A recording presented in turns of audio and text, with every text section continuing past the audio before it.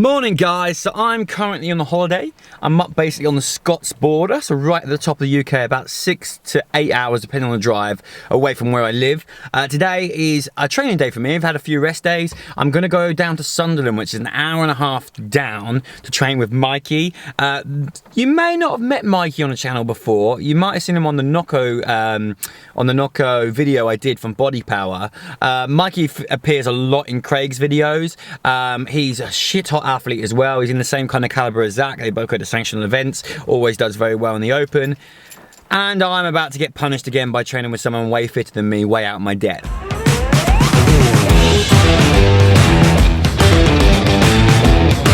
How are you, mate? Yeah, good you? Yes, thank you for having me down today. No worries. So this is CrossFit Sunderland, SR1, right? CrossFit Sunderland SR1, yeah. And this is where you're coaching? Yeah. Just been coaching this morning already? Yeah, so from 6 till half 10. So if I don't lift heavy, that's my excuse. And I was telling the guys that you're doing individual with JST, right? Yeah, so it's Jack Cornthwaite coaches me. So that's what we're going to do. And we've got some snatching to start with today. Yeah, some snatching with 3-second pauses at the knee, just because... Because we can. Yeah, just to really work on that strength, isn't it? So with your individual stuff, has Jack kind of broke it down and gone with like, right, so this is the bits we need to strengthen up Mikey? Yeah, so like I really struggle with like ring muscle up volume, anything midline really, so I've got a lot of midline work, that's why the pause is there. Yeah. To really keep that nice position, get the shoulders back. I've got a really weak chest, so I struggle with that as well, the first pull, because of the chest collapses in. Yeah. So it's just all based around that. What about front really. squat? Do you collapse in front squat? I do, but like me, I've got really strong legs, so like it really makes up for it. So like the front squat is like 20 kilo less than my back squat, which is... So you know, Mikey's like, I've got a really weak midline, and oh, there you go, zoom out, and my back collapsed on front squats. I unfortunately don't have strong legs, which makes my front squat appallingly weak compared to my back. And like, all my squatting is disgustingly weak compared to my deadlifts. Like, the deadlift's is like 200, back squat's like 150, front squat's 122 and a half. See, my back squat and my deadlift are like basically the same. I've got 202 back squat and a 205 deadlift. Yeah, I don't like you. It's just weird. But like, I was speaking to Jack about it because we was talking, seeing, because his deadlift's really strong and his front squat's not that strong. Is he hamstring dominant? I'm not sure, but he was... well, I think he must be, if his deadlift's like ridiculous, but he was saying like he would rather have a bigger front squat than a deadlift, and I was saying I'd rather have a bigger deadlift than a front squat because we've got the opposite. Yeah. But I was saying like in workouts, when you look at it, you can always like grind through a heavy front squat. You can't just grind through like a deadlift if you haven't got that strength. I disagree. So in work, like in the workouts, I feel like having a stronger deadlift will help more than having a stronger front squat. Actually, you say that. I saw something on Instagram yesterday, and they did a test, and basically your 1RM squat was indicative of how good you are at CrossFit. So the person that had the highest 1RM squat through 5 WODs won overall. Really? Yeah. I'm.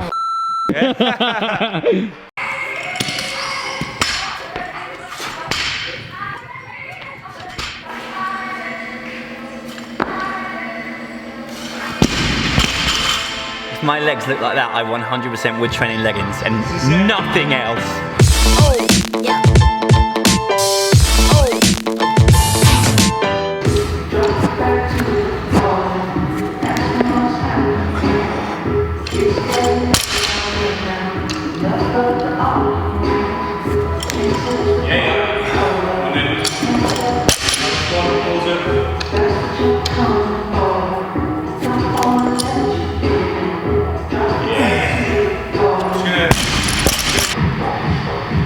There's that.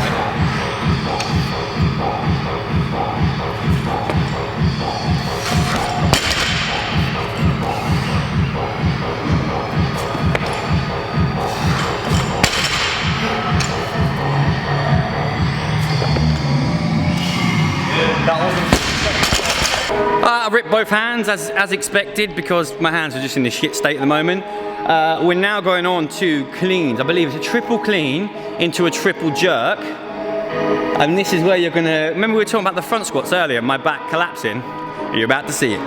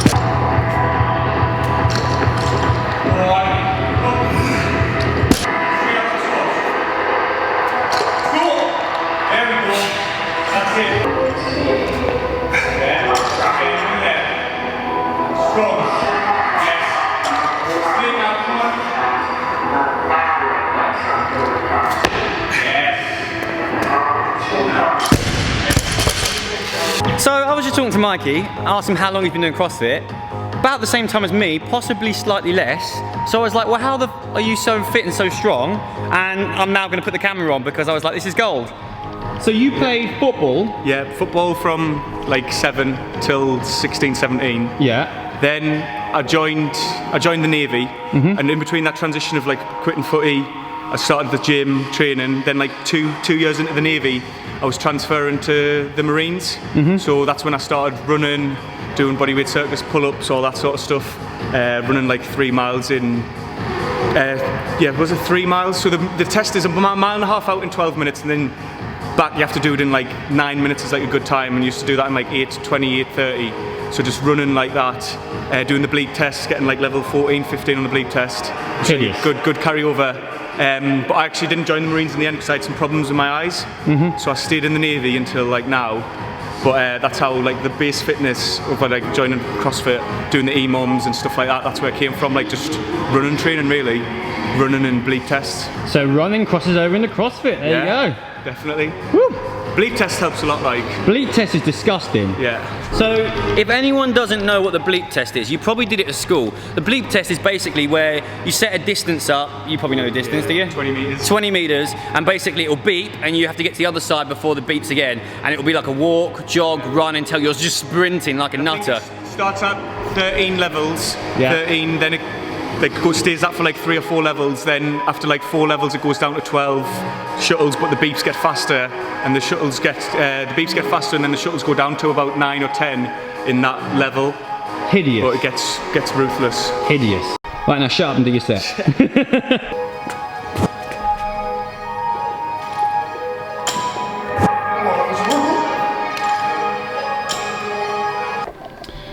Rest 3 minutes. So we've got these two workouts back to back. So row 30 calories, 24 shoulder overhead at 50, that's well crash and burn. 12 dumbbell snatch at 30, rest 3 minutes. Then you go into the next one, bike, wall balls, burpee box jumps at 24. You rest 6 minutes, and then you go again. I tried to write it over here to be neater, but like it just turned out even messier. So it's not an AMRAP, we're just doing it once. Nah, just once. Sprint through. Yeah, basically. So you'll probably be like here by the time I'm just finishing the shoulder overhead. Nah. Have you ever sprinted 30 cals? Yeah. Like 1800. I won't be. Like it's just disgusting. Like you wouldn't. I'll probably wouldn't be able like. I'll probably pull 1300 on that. Yeah, 14, 1500. I think. Yeah, 13. That'll get broken in half at least. They should be unbroken. Depends how fucked I am after those two. Yeah, exactly.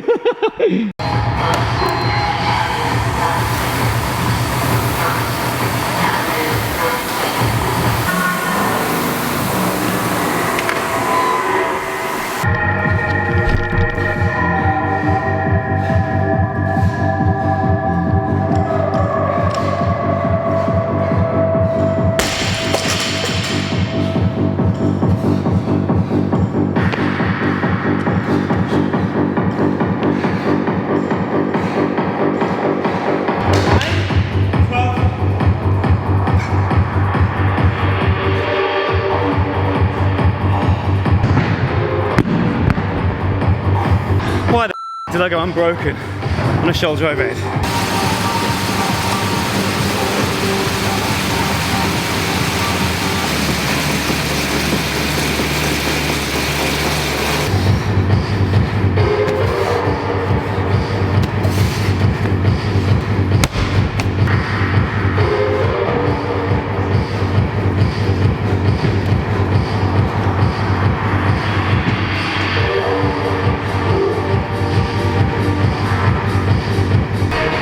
Come on, mate.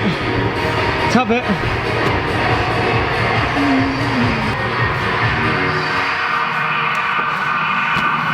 Nice, mate. Let's go then. Let's empty it here.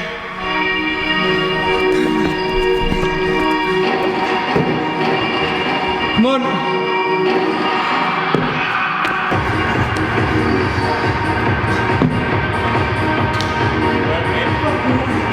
Now, that was some much harder. I know if it's because you're trying to not look stupid in front of Mikey or because the program was harder, but I'm very close to being sick. Very close. I can confirm that was particularly horrible. I think that first round it was like, go hard and don't recover no matter how hard you try. And Mikey made me almost sick. I was nearly sick as well. I think to be fair, we sent it on that first one, didn't we? We did send it. Mate, thank you very much for having me. I may see you on welcome. Friday down Tyneside. Yeah. And then you got Battle for Middlebrown at the weekend. Yeah. Are you down for that, you know? No, No, I don't go. I don't go home till Sunday. Yeah. So I'll miss that because Zach's not doing it now. No. Did you know that? Yeah, Matt messaged because he said that he's Taking the place. yeah. Yeah. All right, dude. I'll see you soon. Thanks, brother. Cheers for that, mate. No, pleasure. Wow. So I can confirm Mikey is stupid fit. My mic was really playing up to then. There's loads of parts of this vlog that I'm either not going to be able to put in or I'm going to have to dub over. For some reason, it just wasn't picking up audio. And there was a bit that I was saying in it is like, when I train with Mikey and Zach and most of the boys I train with, they're all relatively stronger than me.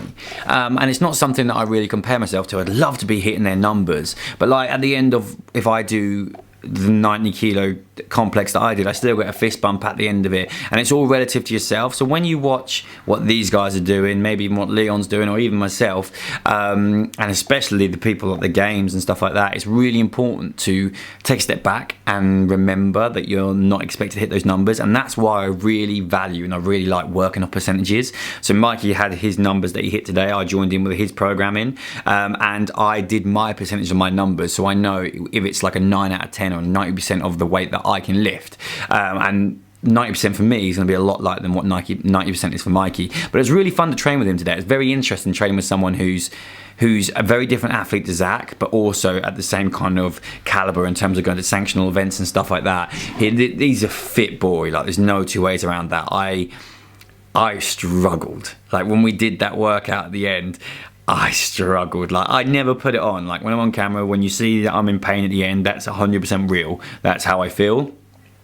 And I thought I was going to be sick. I was a little bit worried that I was going to be really embarrassed and I was going to be sick. But no, it went well. It was a lot of fun. I do believe we might be training together again on Friday at Crossfit Tyneside with Joshua Al-Shama, another regionals athlete, and sanctional events and all that kind of good stuff. We actually competed with Josh at Turf Games. He's one of the boys that we won Turf Games with.